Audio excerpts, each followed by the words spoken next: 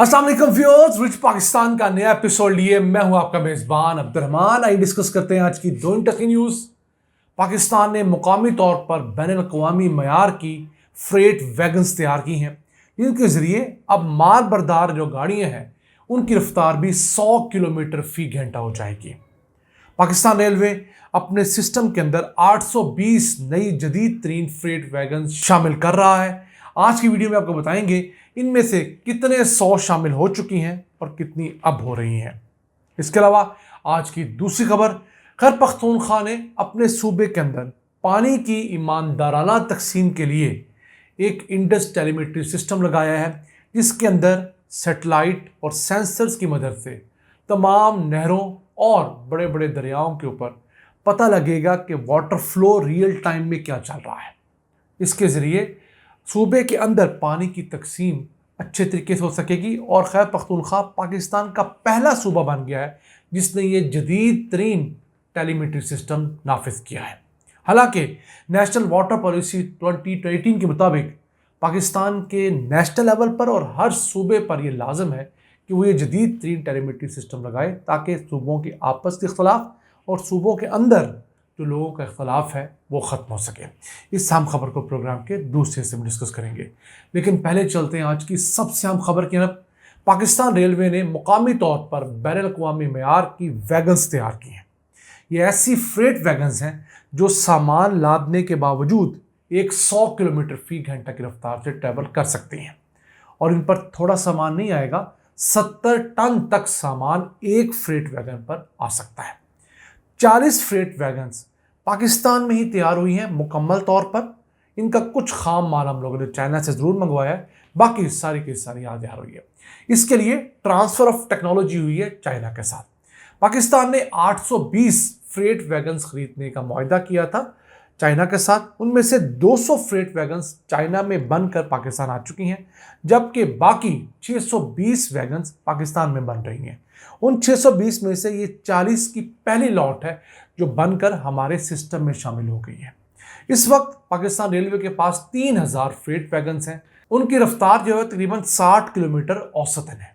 उसकी दो वजूहात हैं। एक तो ये फ्रेट वैगन्स पुरानी टेक्नोलॉजी पे है, ज़्यादा तेज़ी से ये भाग नहीं सकती, इसलिए माल बरदार जो ट्रेन होती है आपने हमेशा स्लो जाते हुए देखी होगी।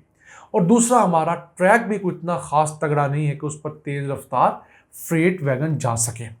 तो अब इन नई फ्रेट वैगन से एक मसला तो हल हो गया, और दूसरा मसला जो है हमारे ट्रैक का, वो रेलवे ML1 मनसूबा ही हल कर सकता है, जिसके तहत इब्तदाई तौर पर शुरू के पैकेजेस बनाए जाएंगे जिनके अंदर ज़्यादा मामलात ख़राब हैं, फिर आहिस्ता आहिस्ता अपग्रेड किया जाएगा बजाय सारा अपग्रेड करने के।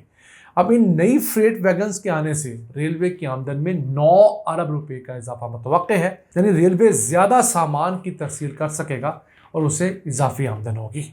अब इन 820 में से 300 ओपन टॉप वैगन्स हैं जो कोयले वगैरह की तरसील के लिए होती हैं, जिसके ऊपर कोई छत नहीं होती। 300 फ्लैट वैगन्स हैं जिसके ऊपर कंटेनर रखा जाता है पूरा का पूरा।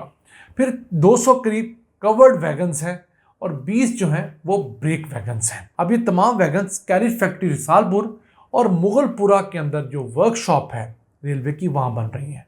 इसके साथ साथ पाकिस्तान मुसाफिरों के लिए भी कोचेज़ बना रहा है। हम लोगों ने 230 कोचेज़ का मुआहदा किया था चाइना के साथ, उसमें 46 चाइना ने हमें बनाकर दे दी हैं, 184 अब हम पाकिस्तान के अंदर बना रहे हैं। पहले पाकिस्तान जो मुआहदे करता रहा है वो सेमी नॉकडाउन किट हुआ करती थी, कुछ वहाँ पर बनी होती थी ट्रेन, कुछ यहाँ पर बनी थी। अब जो है सारी की सारी ये बोगियाँ, ये कोचेज़, ये तमाम पाकिस्तान में बन रही हैं। अभी हमारे पास लोकोमोटिव यानी इंजन बनाने की टेक्नोलॉजी नहीं है, उसकी हमें ज़रूरत भी नहीं, क्योंकि एक इंजन जो होता है रेलवे का, उसके अंदर 6000 से ज़ायद पुर्जे होते हैं। वो बड़ा टेक्निकल, कॉम्प्लिकेटेड और महंगा काम होता है, तो हमारी ज़रूरत नहीं है। हमें चंद इंजन तो चाहिए होते हैं, तो हम गुजारा मुजारा कर लेते हैं, कुछ रिपेयर करके, कुछ नहीं मंगवा कर। हाँ, हमें ये ज़्यादा चाहिए क्योंकि रेलवे के पास इस वक्त जो 3000 बोगियाँ हैं, वैगन्स हैं सामान की तरसील के लिए, उसे रेलवे 4000 करना चाहता है, ताकि ज़्यादा से ज़्यादा लोग जो हैं, जो दुकानदार हैं, जो इम्पोर्टर्स हैं, एक्सपोर्टर्स हैं, सनतकार हैं, वो रेलवे को इस्तेमाल करें, इसके ज़रिए अपना सामान भेजें और मंगवाएं, जिससे उनका सामान सस्ते दामों पहुंचेगा और रेलवे की आमदन में भी इजाफा होगा। आइए चलते हैं आज की दूसरी अहम खबर की तरफ। पाकिस्तान के अंदर पानी की तकसीम पर बहुत तनाज़ात होते हैं। इस मुतालिक खैबर पख्तूनख्वा ने सबसे अहम कदम उठाया, जिसने सूबे के अंदर पहला इंडस टेलीमेट्री सिस्टम लगा दिया है, जिसके अंदर सेंसर्स और सेटेलाइट के ज़रिए बड़ी बड़ी नहरों पर और दरियाओं पर एक ऐसे गैजेट्स नस्ब किए हैं जो रियल टाइम के अंदर पानी का फ्लो नापते हैं। ये ऑटोमेटिक है और इसके ज़रिए एक मेन डैशबोर्ड पर, एक मेन दफ्तर में सारा डाटा कंपाइल होता है। वहाँ पर पता चल जाता है कि इस वक्त किस नहर पर कितना पानी जा रहा है। इसका फ़ायदा ये होता है कि पहले जो मैनुअल निज़ाम था पानी को मापने का, उसके अंदर बहुत ज़्यादा दो नंबरियाँ होती थी। जो उस पानी को नापने वाला शख्स था वो भी दो नंबरी करता था, एरर्स बहुत थे। इससे वो एरर्स ख़त्म हो गए हैं। खैबर पख्तूनख्वा पहला सूबा बना है जिसने अपने यहाँ ये टेलीमेट्री सिस्टम लगाया है। वैसे तो वफाकी हुकूमत ने कोई 24 अरब रुपए का एक मंसूबा मंजूर किया है, जिसके अंदर 27 मुकामात के ऊपर दरिया सिंध में मुख्तलिफ ये गैजेट्स लगेंगे और इनसे पता लगेगा कि पंजाब के हिस्से में कितना पानी गया, खैबर पख्तूनख्वा ने कितना लिया, सिंध और बलूचिस्तान के सूबों में कितना कितना पानी गया। उससे बड़ी हद तक जो तनाज़ा है पानी की तकसीम पर वो ख़त्म हो सकेगा। अब तो सिंध हमेशा पंजाब पर इल्ज़ाम लगाता है, पंजाब कहता है जी हम आपको पूरा पानी दे देते हैं, आपके यहाँ वडेरे पानी चोरी करते हैं। बलूचिस्तान सिंध पर इल्ज़ाम लगाता है कि वो उसके हिस्से का पानी चोरी करता है, क्योंकि कोई सेंट्रलाइज, डिजिटाइज और कंप्यूटराइज सिस्टम नहीं है। ये सिस्टम चूँकि सेटेलाइट के ज़रिए मॉनिटर किया जा रहा है और रियल टाइम के अंदर इससे डाटा मिल रहा है, इसको मैनिपुलेट करना ऐसा पॉसिबल नहीं है।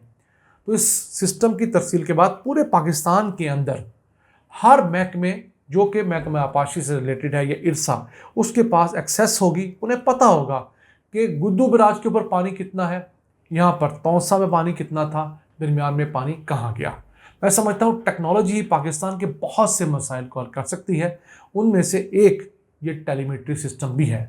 इस तरह का टेलीमेट्री सिस्टम परवेज़ मुशर्रफ ने 2004 में लगाया था।